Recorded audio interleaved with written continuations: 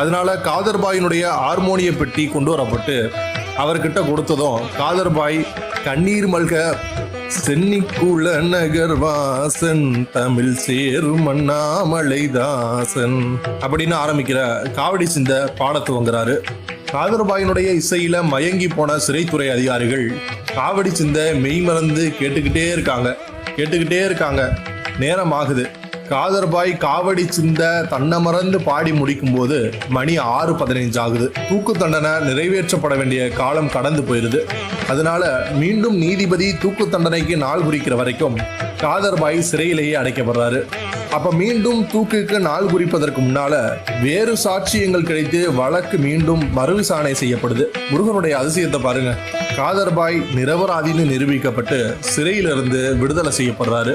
விடுதலையான காதர்பாய் மீண்டும் பல நாட்கள் திருச்செந்தூர் முருகனுக்கு முன்பு கண்ணீர் மல்க